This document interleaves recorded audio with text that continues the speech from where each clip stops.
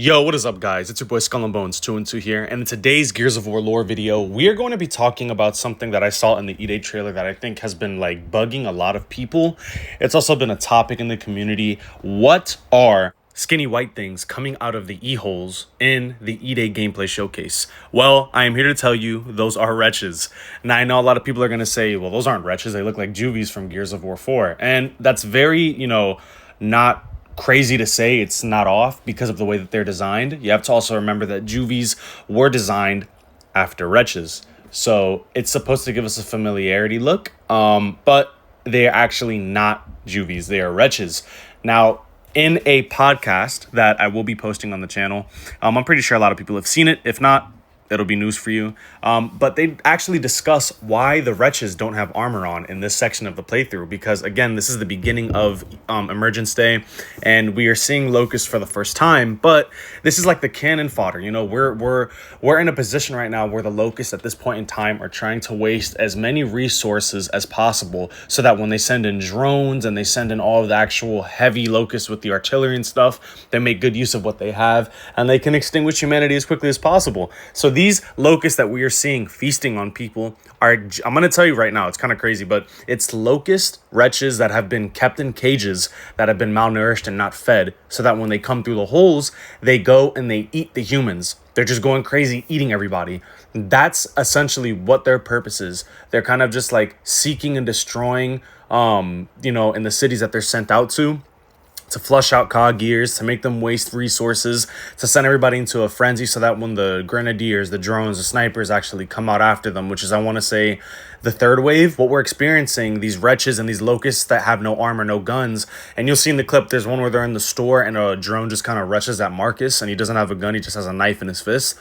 These are these locusts that are the first wave. They're just considered to just be cannon fodder for the locust army. They just run out, beat people, kill them with their own hands.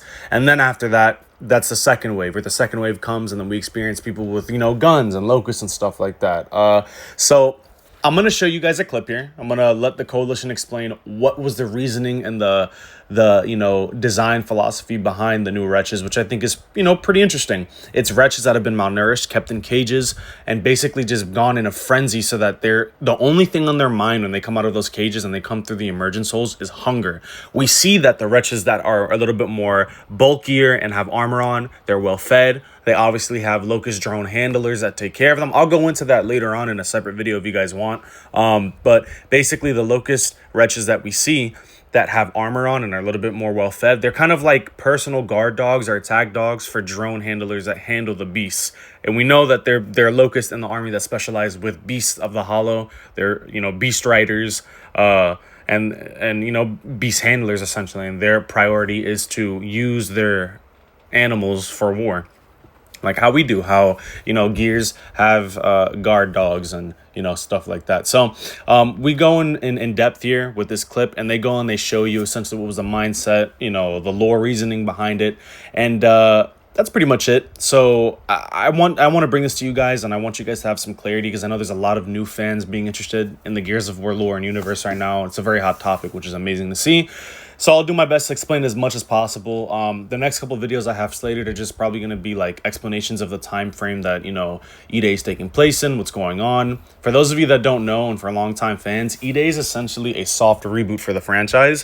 What that means is they're going to kind of redo the schlop that they made for Gears 4 and 5. So moving forward, depending on how well this does, what happened at the end of Gears of War 3 leading into Gears of War 4 might completely change. I know that Gears 4 and 5 already kind of over and done with, and they said they want to finish Gear 6. I don't know if they go to Gear 6, finish it, and then they're done with that and they just pretend that didn't happen, and then they have Gears E-Day, and E-Day kind of just resets the universe, and we go into a whole nother thing. So I can talk about that later as well, but I want people to know that this is a soft reboot of the franchise. We're starting from scratch. They're getting to pay homage to the original trilogy and do things in a better way that they wanted to do it.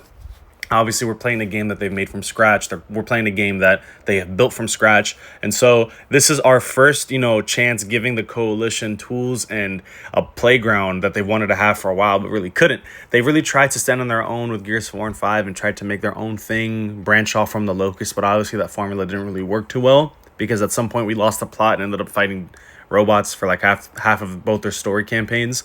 So like I said, it's a soft reboot. A lot of the lore, you know, in game for the creatures, soldiers, lots of stuff being changed. And I will be releasing lore videos in the next couple of days talking about characters, you know, just a bunch of stuff that wasn't really touched on that I noticed in the trailers. But they're doing a very good job of, you know, sticking to the books and doing callbacks to the books and stuff like that. And I love that so much. So without further ado, this is your boy Skull and Bones 2 and 2. I will catch you guys in the next lore video. I can't wait to show you guys what I've got planned. That's pretty much it. Can't wait to see you guys. Peace.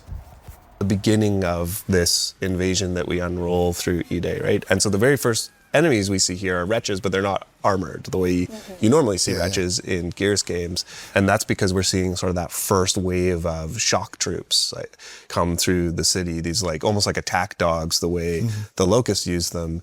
So one of the cool opportunities we had creatively was we get to go back to the Locusts but reintroduce them to Gears fans. Like what would it be like to see a Wretch without armor come out and be used as this sort of like massive monster invasion force, but we're introducing these enemies to the characters in the game, so they're reacting, and anybody who's coming to a Gears game for the first time is getting to experience the Locust the way Marcus and Dom experienced it, right? Like seeing a Wretch for the first time, seeing a drone for the first time, seeing them pick up a gun for the first time. Like that stuff's all in the first night of E-Day, which is really cool. Yeah, they kind of go from like, are these animals to are these monsters to like, they're using guns. They smart. say die groundwalkers, they shoot you. They like, fucking talk, Marcus. Like there's a line Dom has in there. Here, so it's really cool to do that progression. Yeah, one cool little tidbit about those Wretches is they look like a skinnier, like malnourished version of a real Wretch.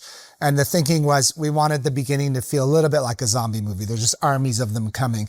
And so what we thought is, what if they took all these Wretches, put them in cages, didn't feed them, turned them into hungry, rabid attack dogs, and then released them all into the streets. So that's sort of why they look like that.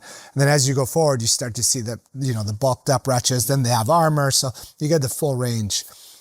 I never was scared of Wretches before. I was like, this is where they'll rip your head off. Yeah. If you do, they do? Oh, yeah. Yeah. If you DB and a Wretch jumps on you, it'll rip your head off. So. Okay. Yeah. They got claws. And teeth. And teeth, lots of I them. think there's a line in here. You hear someone yell, "They're fucking eating people," They're which eating they people. also do. Yes. There's one up close and personal right here. Yeah, so we, as I mentioned, you know, this demo kind of jumps through a level.